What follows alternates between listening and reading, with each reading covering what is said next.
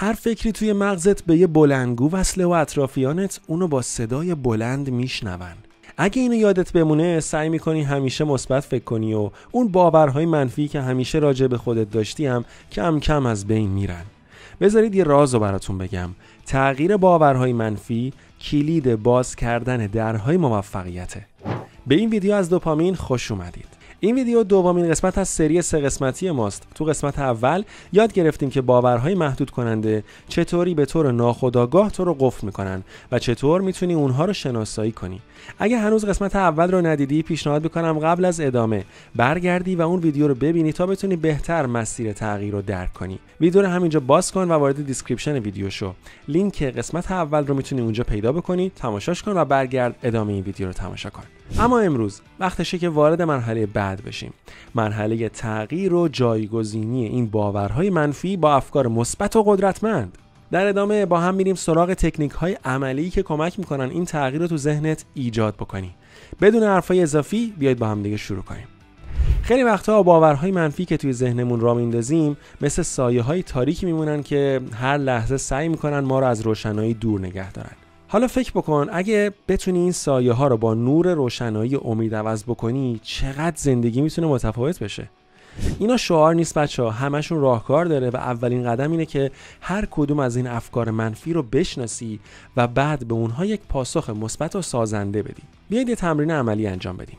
تو قسمت اول یاد گرفتیم دفترچه و قلممون رو برداریم، هر باور منفی که به ذهنمون میاد رو بنویسیم و بگیم چرا اینطور فکر میکنیم، این باور اصلا از کجا میاد. بعدش هم که برای هر کدومش یه مثال از موفقیت‌های کوچیکی در مورد همون بخش زدیم. حالا در ادامه بازم برو سراغ دفترچه عزیز. حالا این باورهای منفی رو با یه جمله مثبت جایگزین کن.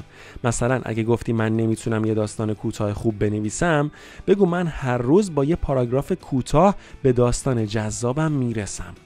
و اینو چند بار توی دفترچت بنویس تا کم کم با اون باور قبلی توی ذهنت جایگزین بشه.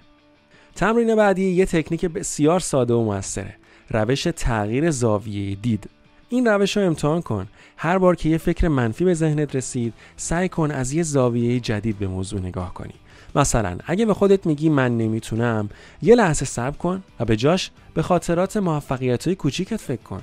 حتما توی پروژه دانشگاهی یا یه تصمیم درست روزمره موفق شدی. به جای اینکه روی شکست‌های گذشته تمرکز کنی، این موفقیت‌ها رو به عنوان اثبات این نکته بنویس که تو قدرت تغییر و رشد رو داری. یه نکته مهم دیگه هم وجود داره. وقتی افکار منفی وارد ذهنت میشن اجازه نده اونا تو رو تحت تاثیر قرار بدن. به عنوان یه مثال عملی، وقتی فکر من آدم ضعیفیم به ذهنت رسید، فوراً یه یادداشت کوچیک برای خودت بنویس. من قویم چون فلان روز فلان موقعیت رو تحمل کردم که اصلا کار هر کسی نیست. پس من آدم قویم. این کار به مرور زمان به ذهنت یاد میده که هر فکر منفی اومد سراغش، تو سریع چند تا موقعیت برعکسش رو مینویسی، اون جاهایی که اتفاقا از پسشون بر اومدی. یکی از تمرین‌های موثر دیگه استفاده از تکنیک بازنویسی داستان زندگیه. برای این تمرین توی یه دفتر داستان زندگیت رو بنویس، اما داستانی که باورهای منفی نقشی توش ندارن. به جای اینکه روی اتفاقات ناامید کننده متمرکز بشی، لحظات موفقیت و پیشرفتت رو می‌خوایم فقط. باید اونا رو برجسته کنی و اینطوری داستانت رو بنویسی. این کار بهت کمک میکنه تا از داستانی که همیشه برای خودت تعریف می‌کردی عبور بکنی و داستان جدیدی بسازی. داستانی که پر از امید، انگیزه و اراده برای تغییر باشه. یه تکنیک دیگه هم که خیلی کاربردیه بچه‌ها، تمرین تجسم موفقیته. چند دقیقه وقتت رو خالی کن و چشمات رو ببند. تصور کن که به تمام اون اهداف و رویاهایی که همیشه داشتی رسیدی. جزئیات موفقیتت رو از نظر حسی لمس کن. مثلا اون احساس رضایت، اون احساس هیجان و آرامشی که توی خونه قشنگ خودت با پنجره‌های بزرگ و نورگیری که داری لمسش میکنی، یا مثلا روی ماساژور جدیدی که خریدی قشنگ دراز کشیدی و حس ماساژ گرفتن و تمام اون احساس رضایتی که برای تو قراره به دست بیاد رو همین الان باید تجسمش بکنی. این تمرین چند دقیقه‌ای تو روز به مغزت کمک میکنه تا افکار مثبت رو تقویت بکنی و زمینه تغییر رو فراهم. حالا یه نکته مهم، تغییر باورها یه شبه اتفاق نمیفته که. مثل ورزش نیاز به تمرین مداوم و تکرار داره. هر روز وقتی از خواب بیدار میشی، به جای اینکه سریع بری سراغ گوشی، 5 دقیقه به خودت فرصت بده. بعدش کمی بدنت رو نرم بکن و آماده صبحونه خوردن شو. واسه اخبار عجله نکن، تو ایران واقعا خبر خوب خیلی کمه. سعی کن با جملات مثبت خودت رو آماده شروع روزت بکنی و تا شب سر فرصت تمرین هایی که تا الان گفتیم رو انجام بدی. یکی از مهمترین دلایلی که این روش‌ها کار میکنن اینه که شما با تمرین‌های عملی و تکراری به مغزتون یاد میدین که چطوری به جای تمرکز بر نکات منفی به توانایی‌ها و موفقیت‌های خودتون توجه بکنه. این تغییر دیدگاه مثل یه چراغ روشن تو تاریکی‌های ذهنه. هر بار که این تمرین‌ها رو انجام میدی اون نور قوی‌تر میشه و سایه‌های منفی کم رنگ‌تر. در پایان این قسمت بعد بگم تغییر باورهای منفی و جایگزینیشون با افکار مثبت دقیقاً همون چیزیه که شما را از محدودیت به سمت آزادی میبره. این ویدیو دومین قدم از مسیر تغییر رو به شما نشون داد.